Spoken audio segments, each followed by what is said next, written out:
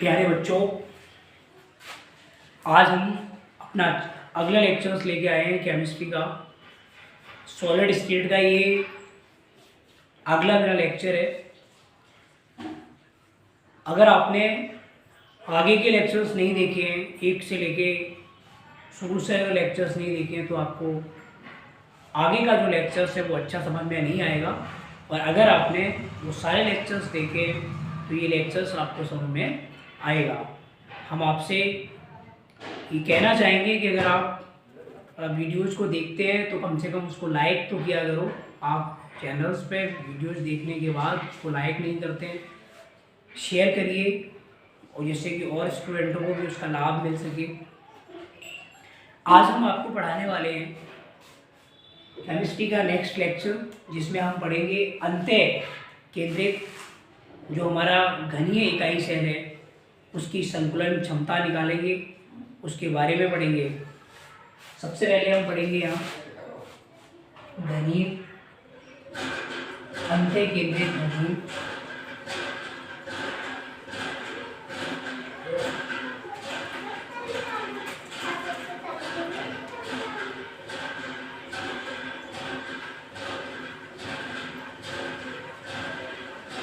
केंद्रित घनीय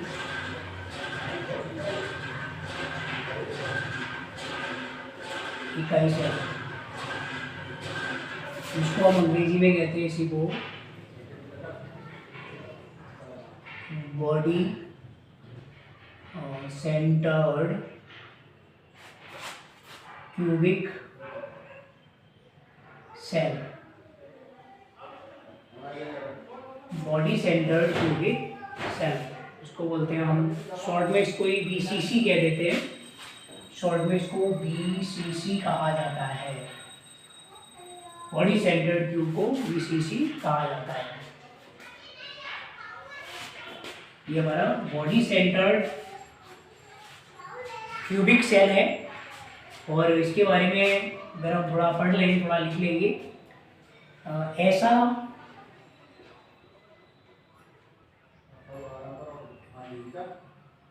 घनीय सेल जिसके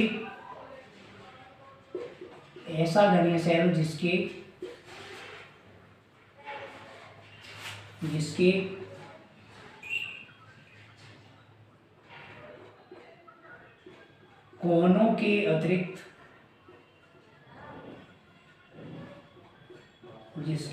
के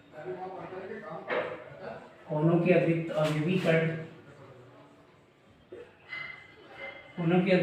कण उस घन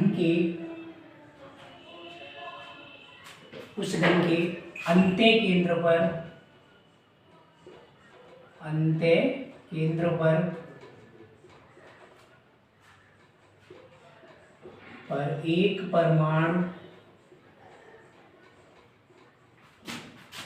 एक परमाणु पाया जाता है।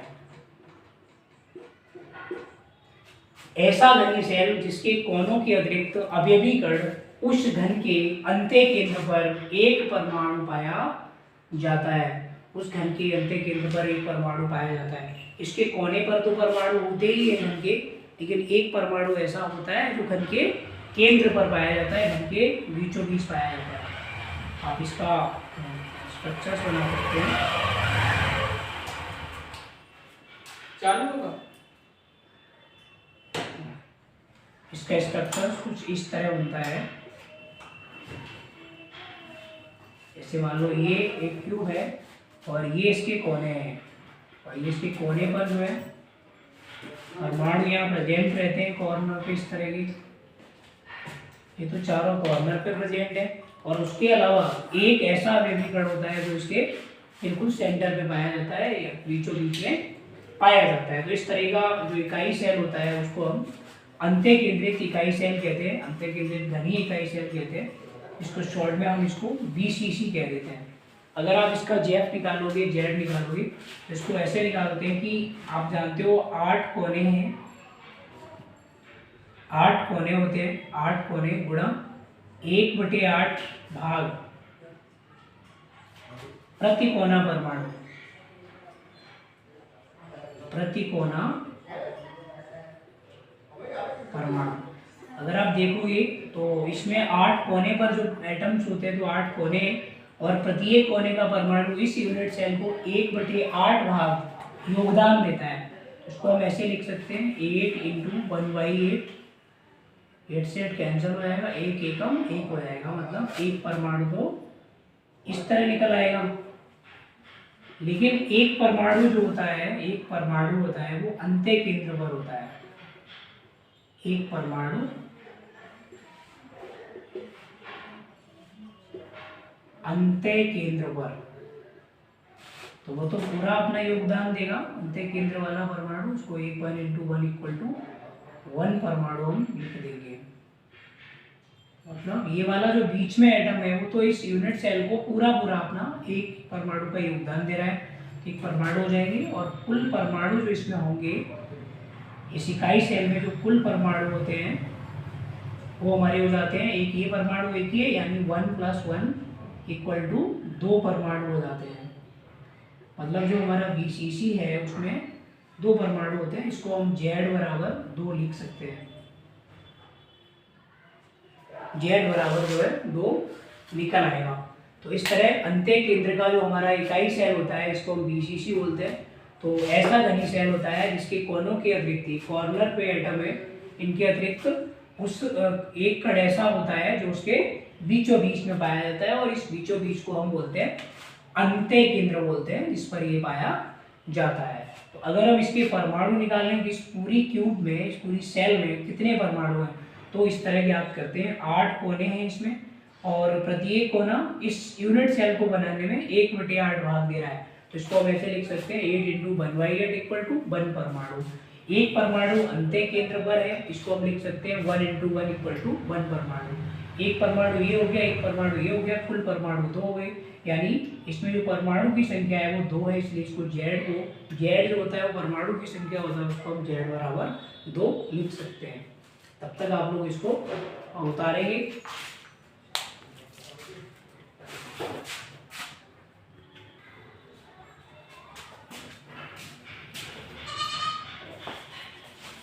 तो अब हम आगे पढ़ने वाले हैं जो हमारा अंत्य केंद्रित घन है, इसके जो गोले होते हैं उसकी परमाणु त्रिज्या, उस गोले की त्रिज्या, और उसके जो कोर की लंबाई है, उसके बीच में हम जो संबंध होता है उसको हम करेंगे। उसको हम यहाँ लिख सकते हैं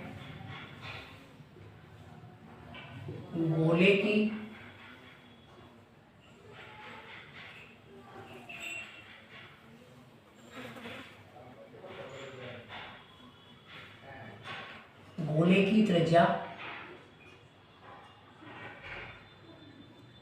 R, और गोले की त्रिज्या R और कोर की लंबाई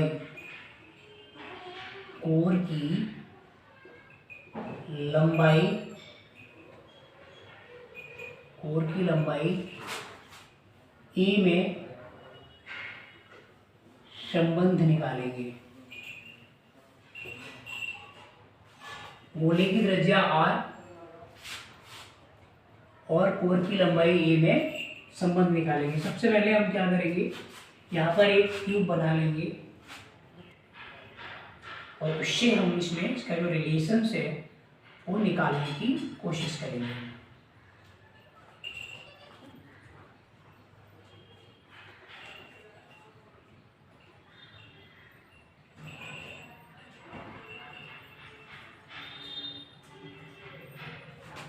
क्यूब है, एक बड़ा सा गोला यहाँ बना लेंगे,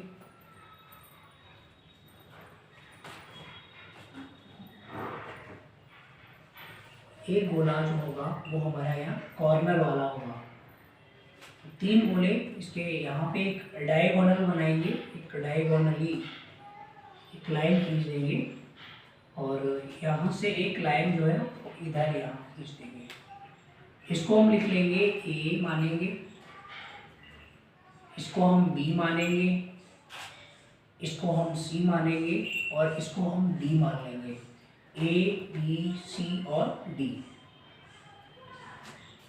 ठीक है, पाइथागोरस प्रमेय के माध्यम से हम इसमें हम ए और आर में रिलेशन निकालने की कोशिश करेंगे, निकालेंगे अभी। जैसे मान लो पाइथागोरस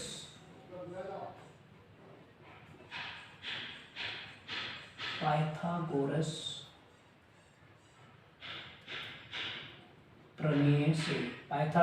प्रमेय से इसको हल करेंगे।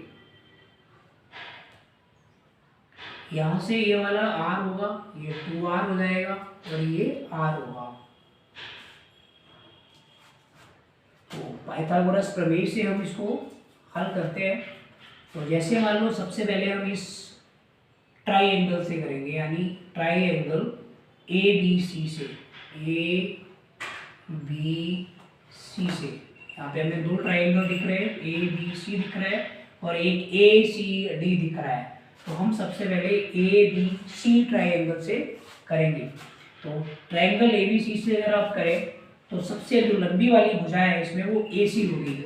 इसको हम लिख सकते हैं A C square equal to होता है ए बी स्क्वायर और बी सी स्क्वायर। इसको ए बी स्क्वायर ये हो जाएगा हमारा ए बी स्क्वायर और B C square plus B C square, मतलब ये वाली जो भुजा होगी वो इसके और इसके योग के बराबर होती है। आप इसको भी थोड़ा नोट कर लें, इसको ए बोलेंगे, इस वाले को हम थोड़ा ए बोलते हैं, इस वाले को हम ए बोलते हैं, इस वाले को भी ए बोलते हैं। तो अब हम इसको नोट कर लेंगे। देखो ए सी स्क्वायर बराबर जो हमारा होगा तो ए बी क्या है, ए बी जो हमारी भुजा है उसको हमने ए मान लिया तो ये ए का स्क्वायर हो जाएगा, प्लस बी सी को भी हमने ए मान लिया तो बी सी स्क्वायर भी हमारा ए स्क्वायर हो जाएगा। तो इसको हम लिख सकते हैं ए सी स्क्वायर बराबर हम लिख सकते हैं 2a स्क्वायर। इसको हम 2a स्क्वायर लिख सकते हैं। देखो ए सी को हमने क्या माना है, ए सी जो हमारी है इसको हमने क्या माना है, यहाँ भी जो है इसको हम ए सी स्क्वायर को माना हमने 2a स्क्वायर आ गया हमारा, ए सी स्क्वायर क्या आ गया हमारा 2a स्क्वायर। अब हम निकालेंगे ट्राइएंगल ए सी डी से। ट्राइएंगल हमारा जो है वो ए सी डी है, ट्राइएंगल है ए सी डी, इस वाले ट्राइएंगल से निकालेंगे। तो उसमें हमारा सबसे बड़ी जो भुजा है वो हमारी ए डी है।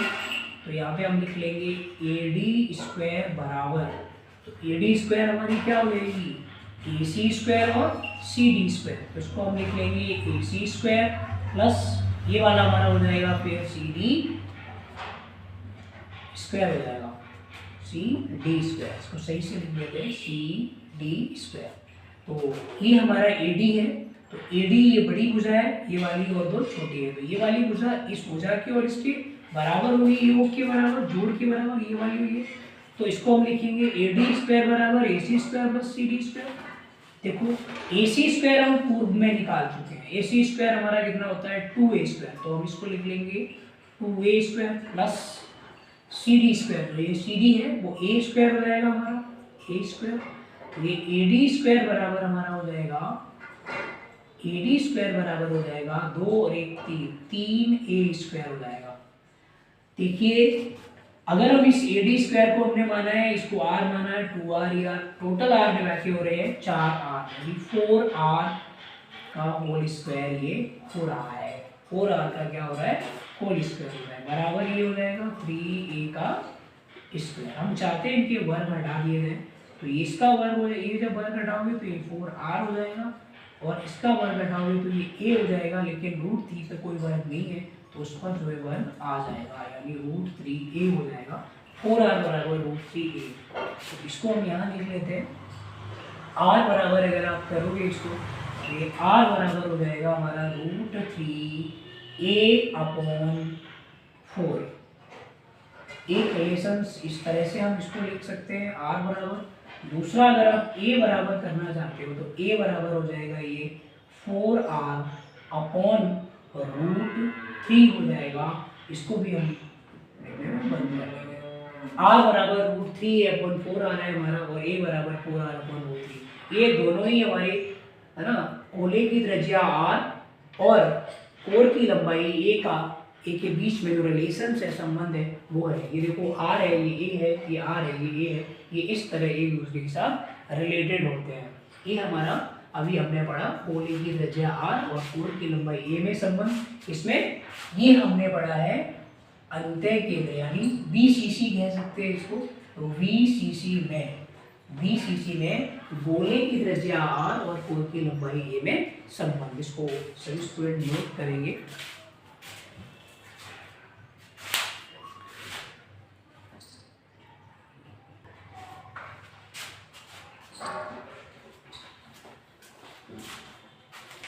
तो डियर स्टूडेंट्स, अब हम पढ़ेंगे वीसीसी में संकुलन क्षमता। इसको हमने पहले प्रभास के बारे में भी बताया था और क्षमता भी बताई थी। तो हम बीसीसी में संकुलन क्षमता ज्ञात करेंगे। तो यहाँ पर हम इसकी संकुलन क्षमता ज्ञात करते हैं। कैसे करते हैं, उसका एक सूत्र होता है कि संकुलन क्षमता बराबर जेड गुणा 4/3 पाई आर क्यूब गुणा ए क्यूब। तो गुणा हम जेड कर लो, यहाँ पे परसेंटेज में आ जाएगा, प्रतिशत मात्रा आ जाएगी, संकुलन क्षमता आ जाएगी। तो जेड कितना होता है, अभी हमने ज्ञात किया था, जेड बराबर बीसीसी के लिए 2 निकल के आया था। और हमने ए बराबर अभी हमने निकाला था, वो था हमारा 4r/√3 निकल के आया था। 4r/√3 निकल के आया था ए बराबर। तो यहाँ जेड की जगह पे हम 2 लिख देंगे, 4 ऑलरेडी है, गुणा पाई और गुणा आर क्यूब बटे 3 उपस्थित है, गुणा ए क्यू कितना हो जाएगा। अगर आप इस ए को, ये ए है हमारा, और इसका अगर आप क्यू करना चाहते हो तो ये हो जाएगा 4r/√3 का होल क्यूब हो जाएगा। और जब इसका क्यूब करोगे तो 4 का क्यूब होता है 64, आर का क्यूब हो जाएगा बटे √3 का होता है, जैसे √3 का क्यूब करोगे तो 3,3,3, तो ये 3 एक बार बन रहा है, 3 बाहर आ जाएगा, एक 3 जो है वो अंदर रह जाएगा। तो यानी 3√3 हो जाएगा। इसको हम लिख सकते हैं 64 आर क्यूब अपॉन में आ जाएगा हमारा 3√3 मल्टीप्लाई बाय 100 कर लो। ठीक है, इसको हम कर लेंगे, 4 दूनी 8 होते हैं, ये 4 दूनी 8 होते हैं, ये कट जाएंगे, 4 दूनी 8 और ये 8 अट्ठे 64 हो जाते हैं।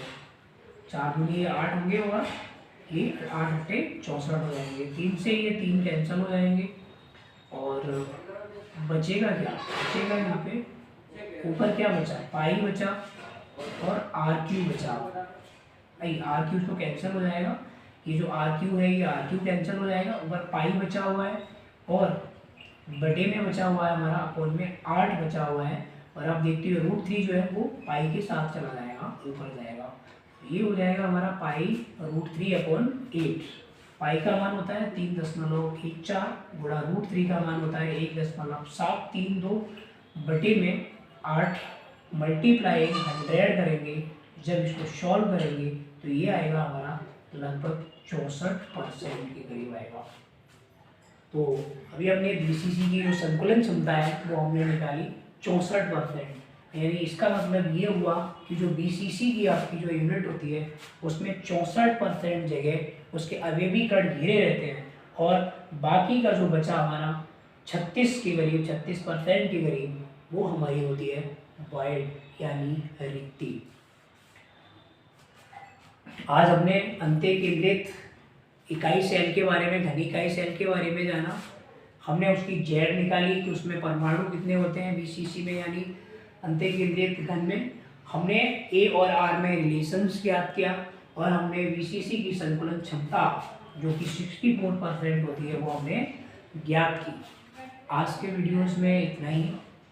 वीडियोस को देखें, नोट्स बनाएं, अच्छे से पढ़ें और अगर आप वीडियो देखते हैं तो उसको लाइक करिए कमेंट करिए, दूसरों को शेयर करिए, जिससे कि इसका फ़ायदा और लोग भी उठा पाएँ। धन्यवाद। चलो लगा लूँ।